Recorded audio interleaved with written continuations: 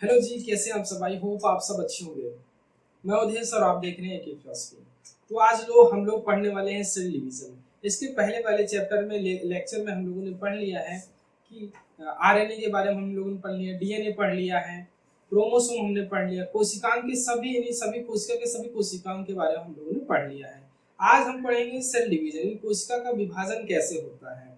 कोशिका, चलिए वीडियो को स्टार्ट करते हैं। यदि अभी तक आपने हमारे चैनल को सब्सक्राइब नहीं किया तो प्लीज चैनल को सब्सक्राइब कर लीजिए और बेल आइकन जरूर प्रेस कर लीजिए, जिससे अगली वीडियो की नोटिफिकेशन आप तक पहुंच सके। तो सबसे पहले हम बात करते हैं सेल डिवीजन। सेल डिवीजन को हिंदी में क्या कहते हैं तो कोशिका विभाजन कहते हैं। कोशिका विभाजन को इंग्लिश में सेल डिवीजन कहते हैं। सेल डिवीजन तीन टाइप्स में होते हैं। तीन टाइप्स के होते हैं। कौन कौन से होते हैं? एक होता है असूत्री, दूसरा होता है समसूत्री और तीसरा होता है अर्धसूत्री। तीन तरह से कोशिका का विभाजन होता है, तीन में होता है। जो असूत्री है उसे अमीटोसिस कहते हैं, जो समसूत्री है माइटोसिस कहते हैं, और जो अर्धसूत्री होता है वो मियोसिस कहते हैं। क्या कहते हैं? मियोसिस कहते हैं। तो हम सबसे पहले पढ़ते हैं असूत्री विभाजन। असूत्री विभाजन मतलब अमाइटोसिस के बारे में हम लोग पढ़ने वाले हैं। इसमें हम लोग पढ़ेंगे कि कोशिका ये जो होता है प्रोकैरियोटिक सेल में होता है, यानी अविकसित कोशिकाएं होती हैं।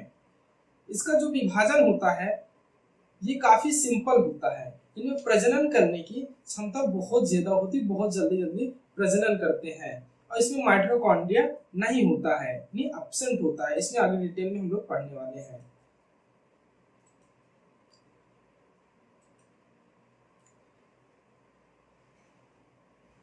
जब जो सेल होते हैं ये एक मदर सेल दो डॉटर सेल का निर्माण करते हैं। प्रोकैरियोटिक कोशिका अविकसित कोशिकाएं में आते हैं और इसके अंदर बहुत ही ऑर्गन कम होते हैं। इनमें जो कोशिकांग होते हैं, कोशिका के अंग बहुत ही कम होते हैं। किसमें? असूत्री विभाजन में। ये जो प्रोकैरियोटिक होते हैं मतलब अकसूत्री, जितने वायरस होते हैं ये क्या होते हैं? असूत्री होते हैं।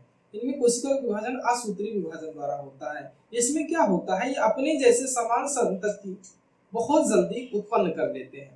कैसे उत्पन्न कर लेते हैं कि इनके अंग जो होते हैं बहुत कम होते हैं, प्रजनन करने की क्षमता इसमें अधिक होती है। कोशिका कम होने की वजह से और इनका कोशिका जो प्रजनन करना होता है वो काफी सिंपल होता है, काफी लंबे प्रोसेस से गुजरना नहीं पड़ता है, इसलिए इनका कोशिका का विभाजन बहुत जल्दी हो जाता है। इसलिए कोई भी कोरोना वायरस है या कोई भी वायरस है, बहुत जल्दी जल्दी कोई भी इन्फेक्शन होता है, जब शरीर में कोई इन्फेक्शन हो जाता है बहुत तेजी से बढ़ता है। उसका रीजन यही होता है कि क्योंकि ये अकशेरुकी मतलब अमाइटोसिस में इनका होता है, ये प्रोकैरियोटिक होते हैं।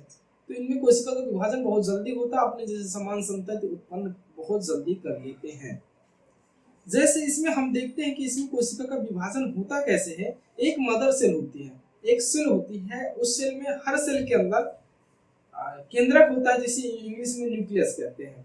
न्यूक्लियस क्या होता है? हर सेल में पाया जाता है। तो ये क्या होता है, पहले एक मदर सेल होता है, उसके अंदर न्यूक्लियस होता है।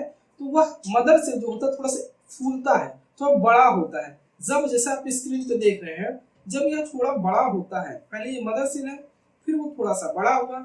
जब वो बड़ा होता है तो उसमें थोड़ा सा वो लंबा हो जाता है, बेलनाकार हो जाता है। उसके अंदर जो केंद्रक होता है वो दो हिस्सों में डिवाइडेड होने मतलब वो भी लंबा हो जाता है। उसका अगला तीसरा फेज आता है। तीसरे फेज में क्या करता है कि उसका दो कोने में बीच का जो हिस्सा होता है, जैसा आप स्क्रीन पे देख रहे हैं, ये जो हिस्सा होता है ये पतला हो जाता है और यहीं पे केंद्रक होता है। तो आधा केंद्रक आप ऊपर के साइड में देखते हैं, आधा केंद्रक नीचे के साइड में देखते हैं। तो ये बीच से डिवाइड अगले फेज में हो जाता है। जब बीच से ये केंद्रक होता है, बीच से पहले ही और सिकुड़ता चले, जैसे हम हाथ देख रहे हैं, बीच का हिस्सा क्या है? बीच का हिस्सा पतला है, तो यहाँ से बहुत जल्दी टूट, तो केंद्रक यहाँ से टूट के दो हिस्सों में बढ़ जाता है, जैसा आप स्क्रीन पे देख रहे हैं। तो दो हिस्सों में हो जाता है। तो उसके जो और जो सेल है पूरा, वो क्या होता है, फिर अगले फेज में जाके दो हिस्सों में डिवाइडेड हो जाता है। तो इस तरह करके अमाइटोसिस जो होते हैं, यानी कि प्रोकैरियोटिक जीव में जो कोशिका का विभाजन होता है, ये इसी टाइप में होता है। इनका मतलब ये काफी जल्दी विभाजन कर लेते हैं। अब इसमें कहा जाता है कि एक मदर सेल दो डॉटर सेल, एक मदर सेल से दो डॉटर सेल बनती है। यहाँ कहने का मतलब ये है कि ये एक मदर सेल थी, ये एक मदर सेल थी।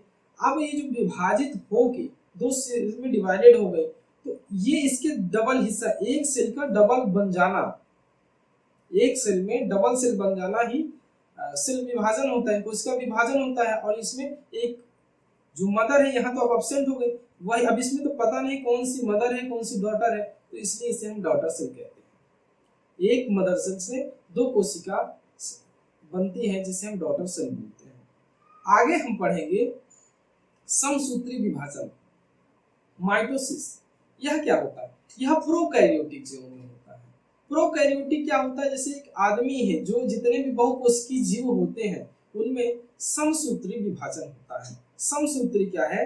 यह कोशिका यूकैरियोटिक या सोमैटिक कोशिका में होता है। जो हमारा शरीर होता है वह 99% सोमैटिक कोशिका की बनी होती है।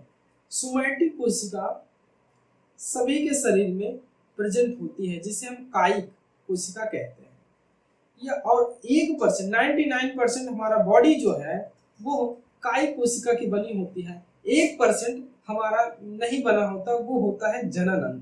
जो जनन अंग होता है वो कायिक कोशिका की नहीं बनी होती है। उसके बारे में आगे पढ़ रहे हैं, उसको हम अर्धसूत्री विभाजन में पढ़ेंगे कि उसमें कैसे क्या होता है। अब पुरुष में जो जनन होता है वो क्या किसके रूप में होता है? स्पर्म के रूप में होता है। और जो महिला होती है उसमें जो फीमेल होता है वो उसमें ओवम में होता है। माइटोसिस से हमारे शरीर का निर्माण होता है, जो हमारी शरीर बनती है। माइटोसिस में क्या होता है? माइटोसिस जो होता है वो वही उससे हमारे शरीर का निर्माण होता है। और जब हमारे शरीर में कहीं कट जाता है, फट जाता है, चोट लग जाती है, घाव हो जाता है, तो वहाँ क्या होता है? वहाँ जो क्षतिपूर्ति भरपाई होती है वो माइटोसिस से होती है। जिसके शरीर में माइटोसिस अधिक होती है, जहाँ पे माइटोसिस अधिक होती है वहाँ कोशिका का विभाजन अधिक होता है। जैसे हमारे शरीर के जो लीवर है, यकृत जो है, वहाँ माइटोसिस अधिक है। कोशिका का सबसे अधिक विभाजन मानव शरीर में यकृत में होता है।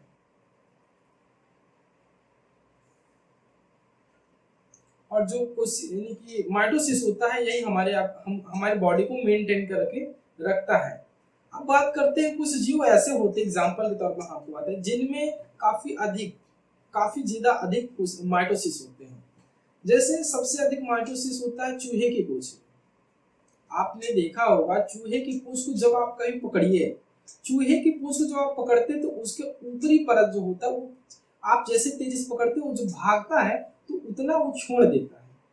उसका ऊपरी परत जो उसकी खाल होती है, जो हम समझते हैं चमड़ी जो होती है, वो निकल आती है और पूंछ भाग जाता है, तो चूहा भाग जाता है। तो चूहे के पूंछ में माइटोसिस अधिक होता है। दूसरी बात हम एग्जांपल करें छिपकली। छिपकली को आपने देखा होगा। छिपकली को जैसे आप किसी चीज से मार देते हैं तो क्या होता है? छिपकली की पूंछ कट जाती है, गिर आती है, आपको भ्रमित में डाल देता है, भ्रम में डाल देता है। जब कोई छिपकली है आपके घर में आई, दीवार पे है, आपने उसे मारा, जैसे आपने छिपकली को मारा तो छिपकली नीचे गिरती है। तो जब नीचे गिरती है तो सबसे पहले उसकी पूंछ ही क्यों कट जाती है? उसका रीजन ये होता है कि वो हमको भ्रम में डाल देता है। भ्रम में कैसे डाल देता है? जब वो गिरती है तो कुछ देर के लिए चुपचाप शांत लेट जाती है और उसका पूंछ कट के तड़पने लगता है। जब उसका पूंछ उछलने लगता है तो हम उसी में क्या होते हैं, हम उसी पूंछ को ही देखने लगते हैं कि अभी जिंदा है, उछल रही है, पूंछ में भी जान है। और कुछ देर बाद देखते हैं छिपकली भाग जाती है वहां से। छिपकली अपने आप को बचाने के लिए वहां पे अपनी पूंछ को काट देती है, छोड़ देती है। और उसको पता है कि हमारे पूंछ में सबसे अधिक माइटोसिस है, बहुत है। इससे बहुत जल्दी हमारे पूंछ में पूंछ का निर्माण, नए पूंछ का निर्माण हो जाएगा। आप 10 दिन बाद देखिए किसी छिपकली को मारिए, उसके पूंछ गिर जाते हैं, आप 10 दिन बाद देखते हैं वो कहीं छिप जाती है, 10 दिन तक आपको बिल्कुल नहीं दिखाई देगी। एग्जाम्पल दो, कुछ दिन तक आपको बिल्कुल नहीं दिखाएगी, लेकिन जब भी दिखाई देगी उसके शरीर में पूंछ जरूर होगा, तभी आपको दिखाई देगी, क्योंकि वो कहीं छिप जाती है, जहां पे जाने के बाद उसके पूंछ का निर्माण, नए पूंछ की उत्पत्ति हो जाती है, वहां पे कोशिका विभाजन अधिक हो जाता है। आगे देते हैं गैंडा। गैंडा आपने देखा होगा, गैंडे का शरीर काफी मोटा होता है। क्या आपने गैंडा देखा है? यदि देखा है तो कमेंट करके जरूर बताइए, और कहाँ देखा है। जो गैंडा होता है उसकी जो ऊपरी चमड़ी होती है, जो चमड़ा होता है, काफी मोटा होता है। गैंडे को जब वो चलता रहता है कुत्ते भौंकते रहते हैं, या आप गैंडे को किसी चीज से मार दीजिए, आपसे वो नहीं बोलता है, कट जाता है, फट जाता है, आपसे नहीं बोलेगा, चुपचाप सीधा चला जाता है। जब नहीं बोलना होता। तो उस कंडीशन में क्या होता है, क्योंकि उसे पता है कि हमारे चमड़े में आप कितना मारिए, हमारे कोशिका का बहुत जल्दी विभाजन होगा। अपने समसूत्री मतलब अपने जैसे बराबर कोशिकाओं का निर्माण करना समसूत्री कहलाता है। एक कोशिका है तो अपने जैसे कोशिका और बना ली, अगर वो कोशिका दो हो गई तो दो कोशिका अपने बराबर चार बना ली, तो अपने ही जैसे मतलब और बना तो चार हो गई, अपने जैसे ही कोशिका को बना लेते। तो इसलिए गैंडे के शरीर में चमड़े में काफी अधिक माइटोसिस होता है, छिपकली की पूंछ में अधिक माइटोसिस होता है और चूहे की पूंछ में अधिक माइटोसिस होता है। जो समसूत्री विभाजन होता है वो 5 टाइप्स के होते हैं, यानी कोशिका में जो समसूत्री कोशिका होती है उसका विभाजन 5 टाइप्स के होते हैं। पहला होता है इंटरफेस, दूसरा होता है प्रोफेस, तीसरा होता है मेटाफेस, चौथा होता है एनाफेस और पांचवा होता है टेलोफेस। ये फेज क्या होते हैं? यह क्या जो इंटरफेज होती है कोशिका का विभाजन इन 5 स्टेज से होकर गुजरता है। जब समसूत्री विभाजन होता है, जब कोशिका का विभाजन होता है प्रोकैरियोटिक जीवों में, आदमी में होता है, जीवित जानवरों में होता है, तो उसमें कोशिका का विभाजन 5 स्टेप से होकर गुजरना पड़ता है, तब जाके नया कोशिका बनती है। तो कोशिका कैसे बनती है? तो पहला जो होता है इंटरफेज, जो है पहला इंटरफेज है, ये क्या होती है? यह सबसे बड़ी अवस्था होती है, इसमें काफी लंबा टाइम लगता है। क्या होता है? इसमें काफी लंबा टाइम लगता है। उसका प्रोफेज होता है, उसका मेटाफेज होता है, इसको हम आगे चल के हम अध्ययन अच्छे तरीके से डिटेल से इसका अध्ययन कर रहे हैं। एनाफेज सबसे छोटी अवस्था होती है और टेलोफेज जो होता है यह पूर्ण, टेलोफेज में जब कोशिका पहुंचती है तो पूरी तरह से विभाजित हो जाती है।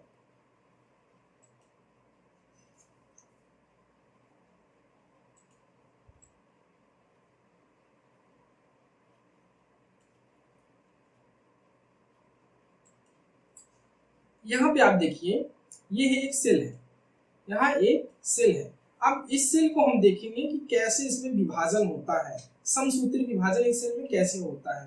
तो एक संपूर्ण सेल में mitochondria, Golgi body, vacuole, cytoplasmic केंद्रक, जिसे न्यूक्लियस बोलते हैं, सेंट्रोसोम, लाइसोसोम, राइबोसोम, ये सारे जीव द्रव्य सब कुछ उसमें प्रेजेंट होता है। अब उसका विभाजन कैसे होता है? तो सेल के अंदर न्यूक्लियस होता है और जो न्यूक्लियस होता है हम उसको इस फिगर में बना रखे हैं, ये न्यूक्लियस हम बना रखे हैं। यहाँ से न्यूक्लियस निकाल के हम यहाँ पे बनाते हैं, तो ये न्यूक्लियस है और हर न्यूक्लियस के अंदर 23 पेयर क्रोमोसोम होते हैं। एक न्यूक्लियस के अंदर 23 पेयर एक न्यूक्लियस के अंदर 23 पेयर क्रोमोसोम होते हैं। जो क्रोमोसोम होते हैं और जो न्यूक्लियस होता है उसका सबसे पहला विभाजन इंटरफेज से शुरू होता है। इंटरफेज में क्या होता है कि जितने भी क्रोमोसोम होते हैं, 23 पेयर होते हैं, तो 23 पेयर में जितना भी क्रोमोसोम है, 2 क्रोमोसोम जुड़ के एक क्रोमोसोम हुए, उसे हम एक पेयर बोलते हैं। तो जो 23 पेयर का हम यदि 2 हिस्सों में डिवाइड करें जो अलग अलग हो जाएंगे तो 46 क्रोमोसोम हो जाएंगे। मानव शरीर में यानी आदमी में 46 क्रोमोसोम होते हैं। तो यह 46 क्रोमोसोम अलग अलग हो जाते हैं और जो इसका केंद्रक जो होता है वो यहाँ पे डिवाइड होने लगता है। जब हमारा प्रोफेज में पहुंचता है तो 23 क्रोमोसोम, क्योंकि 46 अलग हो जाएंगे और जो केंद्रक है वो है, जब प्रोफेज में पहुंचते तो 46 को अलग अलग करेंगे, 23 क्रोमोसोम होंगे, 23 पेयर नहीं होंगे, 23 जोड़े नहीं होंगे, 23 अलग हो जाएंगे, 23 अलग। तो यहाँ प्रोफेज में पहुंचने में केंद्रक 2 हो जाते हैं और जो न्यूक्लियस क्रोमोसोम होते हैं एक केंद्रक के साथ 23 क्रोमोसोम चले जाते हैं। एक केंद्रक के साथ 23 क्रोमोसोम जाते हैं तो 2 केंद्रक बने, तो इसका मतलब 23 दोनों में चले गए। 23 का मतलब हो गया हमारे 46 क्रोमोसोम 2 केंद्रक में बट गए। जब यहाँ पे ये बढ़ता है तो उसके बाद क्या होता है? मेटाफेज आता है। अगला स्टेप हमारा होता है मेटाफेज। मेटाफेज में क्या होता है कि हम न्यूक्लियस को देखते हैं, यहाँ पे प्रोफेज में 2 न्यूक्लियस बन गए। प्रोफेज में जब कोशिका यानी सेल्स प्रोफेज में पहुंचती है तो वहां पे केंद्रक 2 बन जाती है और क्रोमोसोम जो है वो 23 अलग अलग दोनों केंद्रक में चले जाते हैं। तो प्रोफेज में होता है। अब देखते हैं मेटाफेज में क्या हो, जितने भी केंद्रक 2 हो गए और जितनी कोशिकांग है उसमें एक स्प्लेंडर फाइबर बन जाता है। स्प्लेंडर फाइबर को यदि हम कहें तो हिंदी में इसे तुर्क धागा बोलते हैं। स्प्लेंडर फाइबर को इंग्लिश में तुर्क धागा बोलते हैं। तो तुर्क धागा क्या करता है, जितने भी कोशिकाएं mitochondria, Golgi body, vacuoles, endoplasmic reticulum, centrosome, lysosome, ribosome, ये जो होते हैं ना, जितने भी कोशिकाएं होते हैं सब में एक तरह से धागा बांध लेते हैं, बीच में ये धागा बांध लेते हैं। जब कोई चीज है तो उसके बीच में जब हम धागा बांध देते हैं तो क्या होता है, दो हिस्सों में डिवाइड होने लगता है। ये एक एग्जांपल आपको समझाते हैं। एक बाउल लेते हैं, सॉरी एक गुब्बारा लेते हैं। उस गुब्बारे को क्या करते हैं कि ऊपर से हम पानी भर के ऊपर से बांध देते हैं। जब ऊपर से हम उसको बांध देंगे और बीच में हम उसमें धागा बांध दें, क्या बांध दें, धागा बांध दें, तो वो दो हिस्सों में डिवाइडेड हो जाता है। जब वो दो हिस्सों में डिवाइडेड होने लगता है, बहुत ज्यादा जब बांध दे तो वहाँ क्या कट जाएगा, कट के दो हिस्सों में डिवाइडेड हो जाएगा। तो इसी तरह यहाँ पे तुर्क धागा यानी स्प्लेंडर फाइबर बन जाता है। तो यहाँ मेटा फेज में होता है। उसके बाद अगले फेज में जब पहुंचता है तो अगला फेज हमारा एना फेज होता है। एना फेज में क्या होता है, जब एक कोशिका है उसका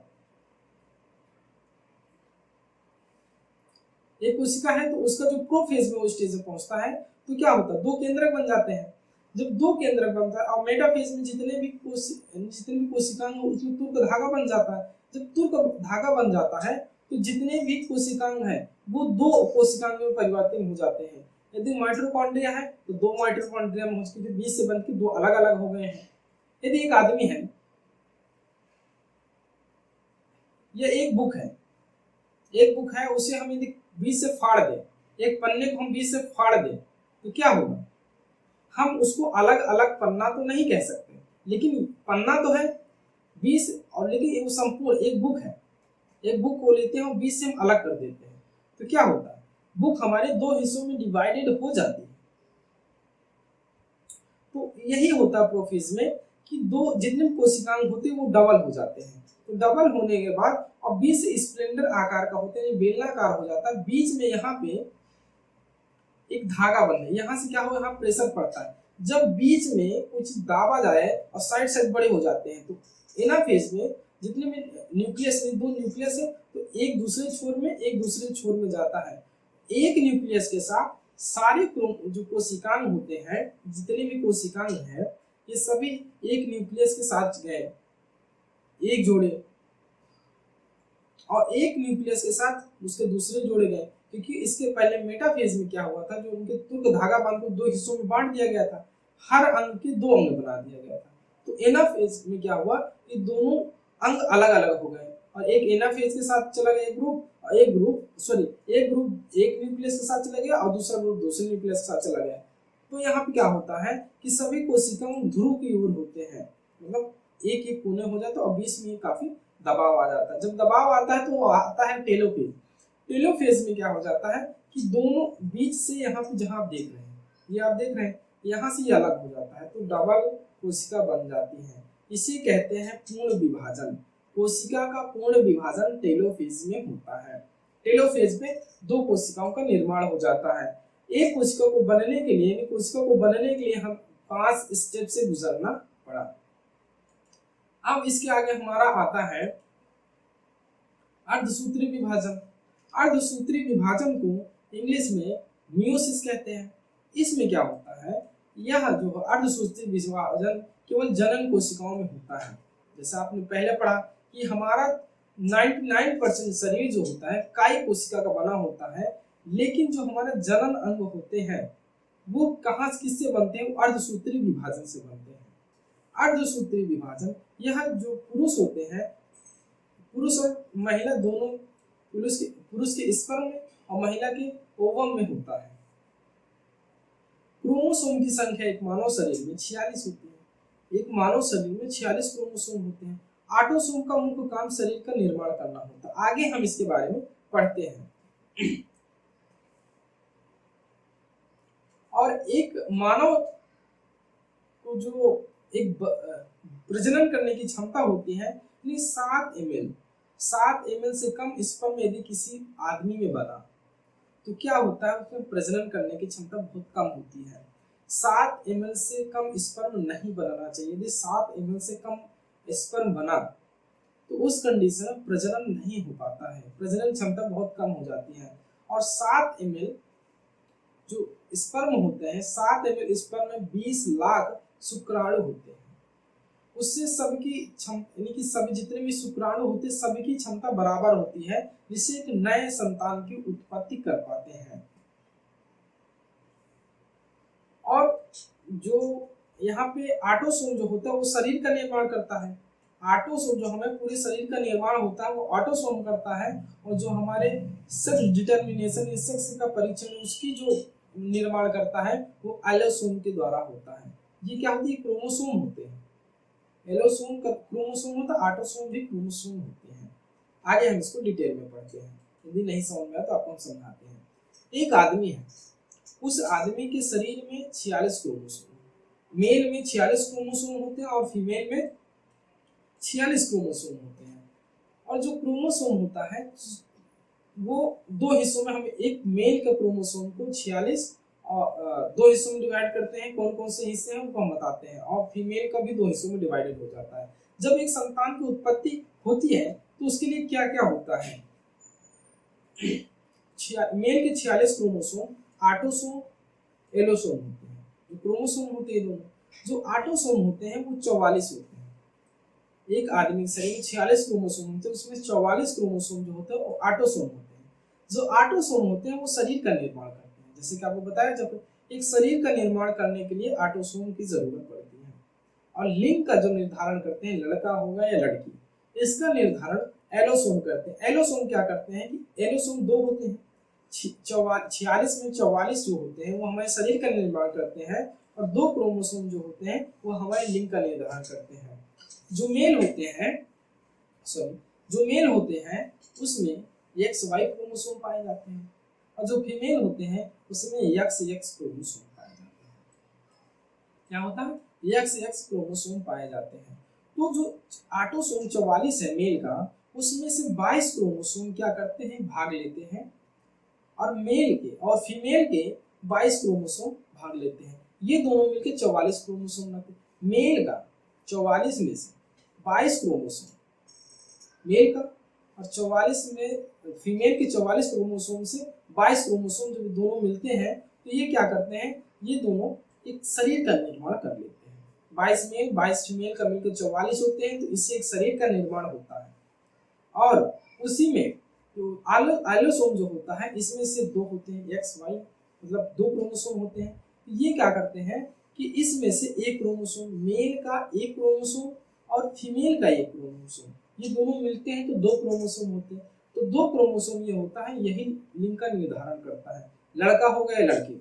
अब यहाँ पे समझते हैं, ये जब दोनों मिले तो लड़का हो गया लड़की, इसका निर्धारण यही करते हैं। इसी में थोड़ा डिटेल आगे पढ़ेंगे, थोड़ा सा भी देखिए। जो 44 क्रोमोसोम हुए वो शरीर का निर्माण किए, दो जो हुए वो हमारे लिंग का निर्धारण किए। जब ये सारी कम चीजें प्रोसेस कंप्लीट हो गया तब एक बच्चे का निर्माण होता है। अब हम यहाँ देखते हैं कि लड़का कब होता है और लड़की कब होता है, किस कंडीशन में लड़का और किस कंडीशन में लड़की होती है।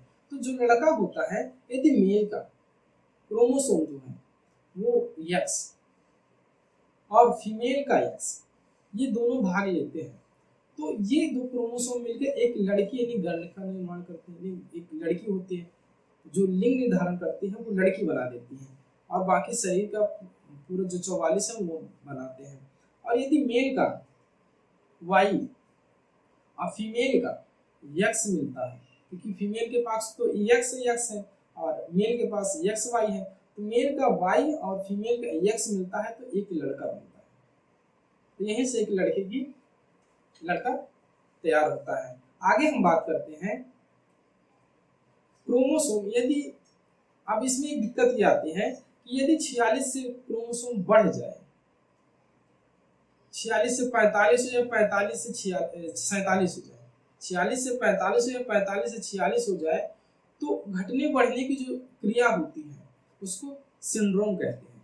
तो मानव शरीर में 4 प्रकार के सिंड्रोम होते हैं। मानव शरीर में 4 प्रकार के सिंड्रोम होते हैं। यदि मानव शरीर में 45 क्रोमोसोम की संख्या 46 से कम हो गया, 45 हो जाए, तो उस समय हमको टर्नल सिंड्रोम हो जाता है। टर्नर सिंड्रोम में क्या होता है, इसमें यह केवल महिलाओं में पाया जाता है। टर्नर सिंड्रोम केवल महिलाओं में होता है और ये होता कैसे है कि इससे शरीर यानी कि बांझपन आ जाता है। जब महिलाओं में बांझपन होता है वो टर्नर सिंड्रोम के कारण होता है। और उस टर्नर सिंड्रोम होने पर शरीर पतला दुबला हो जाता है, प्रजनन करने की क्षमता बहुत ही कम हो जाती है, पूरी तरह से घट जाती है, इसलिए बांझपन हो जाते हैं। तो इसका रीजन होता है यानी 46 से 45 हो गया तो टर्नर सिंड्रोम हो गया, जिससे महिलाओं में प्रजनन करने की क्षमता कम हो जाती है, जिससे बांझपन होता है और शरीर दुबला पतला हो जाता है। आगे हम बात करें, उसके बाद आता है स्मैटोट्रॉफिक सिंड्रोम, हार्मोन्स की कमी हो जाती है। स्मैटोट्रॉफिक हार्मोन्स, इसकी वजह से शरीर का विकास कम होता है। इसको हम आगे आपको बताने वाले हैं। उसके बाद जो अगला सिंड्रोम होता है, दूसरा सिंड्रोम जो होता है वो क्लीनी फिल्टर होता है। क्लीनी फिल्टर, इसमें क्लिनिक लिखा हुआ है लेकिन क्लीनी फिल्टर है। यह यदि पुरुष के 47 क्रोमोसोम होता है, 46 से बढ़े, यदि पुरुष का क्रोमोसोम बढ़ जाए 46 से 47 हो जाए तो उनके अंदर नपुंसकता आ जाती है और इनमें प्रजनन करने की क्षमता कम हो जाती है। अब दूसरा जो सिंड्रोम होता है उसे हम डाउन सिंड्रोम कहते हैं। डाउन सिंड्रोम में क्या होता है, यदि क्रोमोसोम की संख्या 46 से 47 रहती है और यह महिला पुरुष दोनों में पाया जाता है तब डाउन सिंड्रोम होता है। 46 और 47 को 46 से 47 क्रोमोसोम हो जाता है, 46 ना होकर 47 हो जाए, एक बढ़ जाता है तो डाउन सिंड्रोम होता है। इस कंडीशन महिलाओं और पुरुषों में दोनों का शरीर जो होता है बेडौल हो जाता है, ओंठ जो होते हैं वो मोटे हो जाते हैं। ओंठ का मोटा होना डाउन सिंड्रोम पे डिपेंड करता है। शरीर का पतला होना, बेडौल हो जाना, मतलब किसी का सर बहुत बड़ा हो जाता है, हाथ पैर बड़े हो जाने, शरीर का अंग बड़ा हो जाना या छोटा हो जाना, यानी बेडौल हो जाना, ओंठ बड़े हो जाना, मुंह का खुला रहना। किसी किसी बच्चों में आपने देखा होगा इसका मुंह खुला रहता है, कोई बात करता है तो चुपचाप मुंह खोल के रखता है, कैसे ऐसे मुंह खोल के रखता है, तो इस कंडीशन में उसको डाउन सिंड्रोम रहता है। अगले हम जो चौथा सिंड्रोम होता है पटाव सिंड्रोम होता है। ये पटाव सिंड्रोम क्या होता है कि क्रोमोसोम की संख्या यदि 47 हो गई, किसी किसी बच्चों में आपने देखा होगा, कभी कभी आप किसी लोगों को देखा होगा, किसी का ओंठ आपने ऊपरी हिस्सा ओंठ कटा हुआ आपने पाया होगा, तो वह जो होता है वो पटाव सिंड्रोम के कारण होता है, मतलब क्रोमोसोम की संख्या बढ़ जाने के कारण होता है। इस कंडीशन में क्या होता है पटाव सिंड्रोम में कि ऊपर का जो ओंठ होता है वो कट जाता है, अब इसे हम लोग पटाव सिंड्रोम कहते हैं। जो ओंठ का बनना जो होता है वो 13वां, जो हमारे शरीर का क्रोमोसोम है, एटोसोम जो है, वो जो उसमें क्रोमोसोम जो हमारा 13वां है वो ओंठ का नहीं, वो काफी बहुत ज्यादा इससे इफेक्टेड हो जाता है। 47 क्रोमोसोम होने से हमारा 13वां क्रोमोसोम काफी ज्यादा इफेक्टेड हो जाता है, इस वजह से पटाव सिंड्रोम होता है और ओंठ कटा हुआ होता है। अब आगे हम बात करते हैं।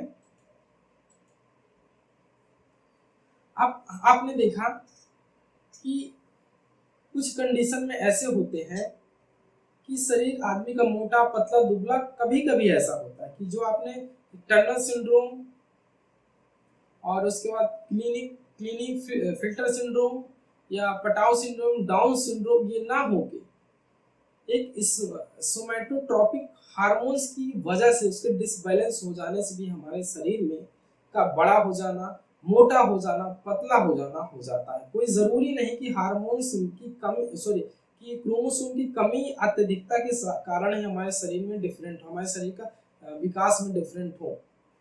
सोमैटोट्रॉपिक हार्मोन्स की डिसबैलेंसी के कारण भी हमारे शरीर की जो बनावट होती है, आकार होता है, विकास होता है, वो काफी इफेक्टेड हो जाता है।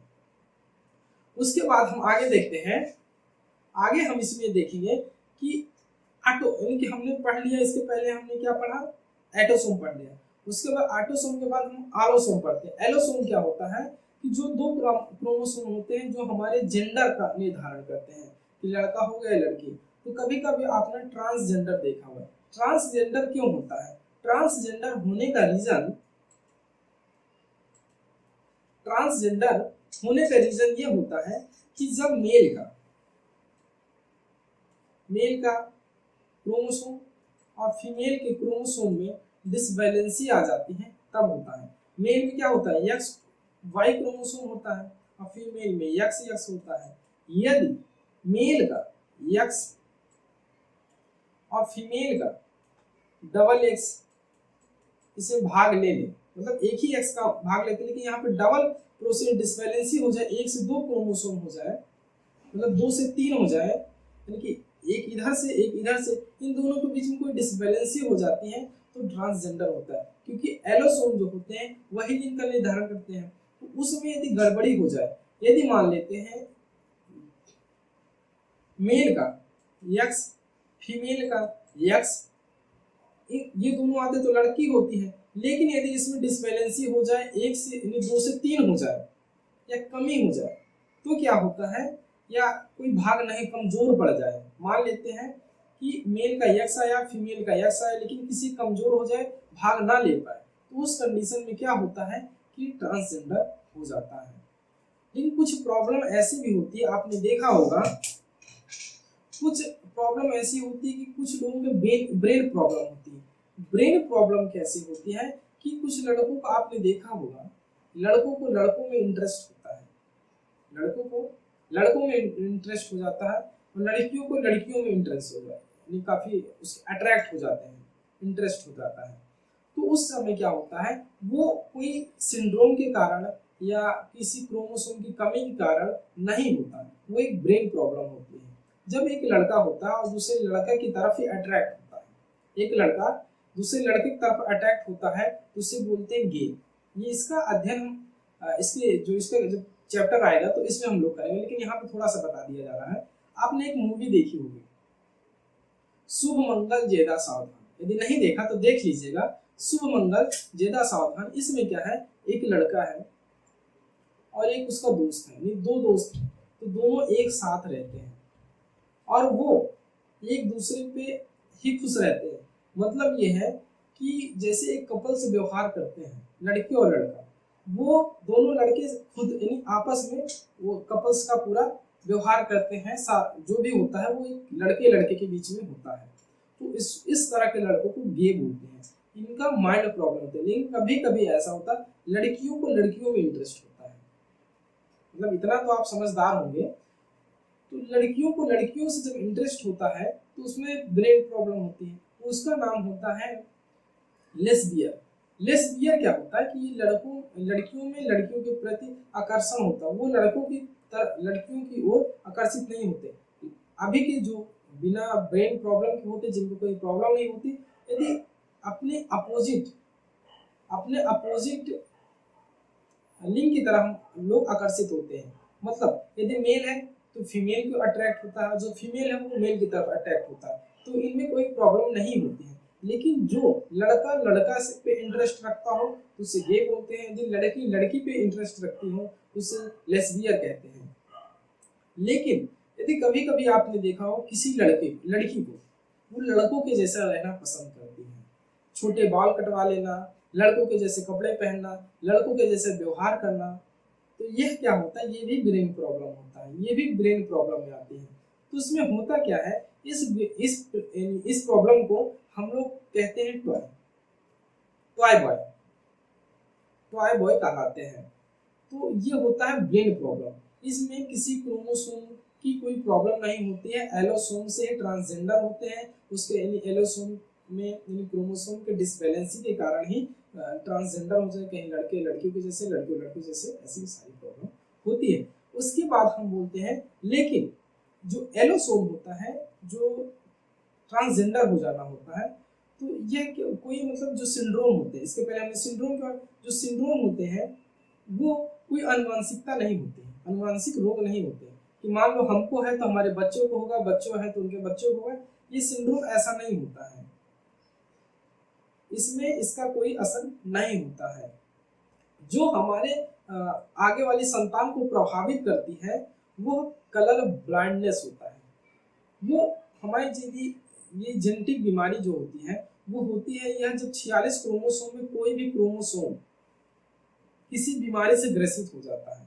हमारे शरीर में मतलब 46 क्रोमोसोम है, तो उस क्रोमोसोम में कोई क्रोमोसोम यदि उसमें कोई कमी आ जाती है तो हम इनकी इस बीमारी से ग्रसित हो जाते हैं। जैसे जो जेनेटिक बीमारी होती है उसके बारे में बात करें। कलर ब्लाइंडनेस में क्या होता है कि यदि कलर ब्लाइंडनेस में एक्स क्रोमोसोम प्रभावित हो जाता है, जिसको कलर ब्लाइंडनेस होता है उसका जो एक्स क्रोमोसोम होता है वो प्रभावित होता है। वो कैसे प्रभावित होता है? यदि उसका एक्स क्रोमोसोम किसी बीमारी से किसी तरह ग्रसित हो जाता है और जब वो बच्चे की उत्पत्ति होती है, उनके बच्चे की उत्पत्ति होती है, तो जैसे हम समझते हैं एक मेल है, क्या है, एक मेल है एक फीमेल है। तो मेल में यक्स है वाई है, फीमेल में यक्स और यक्स है। लेकिन यहाँ पे क्या हुआ कि यदि मेल का यक्स प्रभावित है किसी रोग से और फीमेल का नहीं, तो क्या होगा, इधर से यदि कोई आया और इधर से मेल फीमेल से तो केवल एक्स एक्स आएगा। अब यदि इस समय मेल की तरफ से एक्स आ जाए तो क्या होगा, ये जो क्रोमोसोम एक्स है हमारा पहले से प्रभावित है, तो इस कंडीशन में यदि जो लड़की हमारी होगी वो क्या होगी, ब्लाइंडनेस होगी। क्या होगी, कलर ब्लाइंडनेस होगी। और यदि यहाँ पे मेल का वाई, क्या वाई क्रोमोसोम किसी बीमारी वाई क्रोमोसोम बीमारी से ग्रसित नहीं होता, इसमें केवल एक्स ही क्रोमोसोम जो होता है वही प्रभावित होता है कलर ब्लाइंडनेस में। और यदि इस कंडीशन में आदमी का वाई और फीमेल का, मतलब मेल का वाई और फीमेल का एक्स भाग लेते हैं तो क्या होता है, लड़का ब्लाइंडनेस नहीं होता है। तो लड़कियों में ब्लाइंडनेस होने की अधिक संभावना होती है लड़कों की अपेक्षा, क्योंकि जो मेल में होता है वो वाई होता है, वाई कलर ब्लाइंडनेस से प्रभावित नहीं होता लेकिन एक्स प्रभावित होता है। इस वजह से लड़कियों में इसको अधिक देखा जाता है, यानी कलर ब्लाइंडनेस को। तो आज के लिए इतना ही। यदि वीडियो आपको अच्छा लगा तो वीडियो को लाइक कीजिएगा। यदि अभी तक आपने हमारे चैनल को सब्सक्राइब नहीं किया तो प्लीज चैनल को सब्सक्राइब कर लीजिए और बेल आइकन जरूर प्रेस कर लीजिए, जिससे अगले वीडियो की नोटिफिकेशन आप तक पहुंचती रहे और आप ऐसे लेटेस्ट वीडियो पा सकें। इस वीडियो का पीडीएफ पाने के लिए आप हमारे टेलीग्राम चैनल ज्वाइन कर सकते हैं, जिसका लिंक वीडियो के डिस्क्रिप्शन बॉक्स में दे दिया गया है। वहां जाकर आप अपना पीडीएफ डाउनलोड कर सकते हैं। आई होप आपको वीडियो पसंद आया होगा। तो मिलते हैं नेक्स्ट क्लास में, अब तक के लिए धन्यवाद।